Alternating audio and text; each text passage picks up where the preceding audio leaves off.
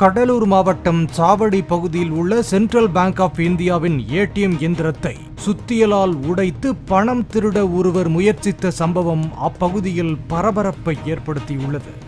சுத்தியல் வாங்கின காசுக்கு கூட தேரல என தலைமறைவான அந்த நபரை சிசிடிவி காட்சிகளின் அடிப்படையில் போலீசார் தேடி வருகின்றனர்.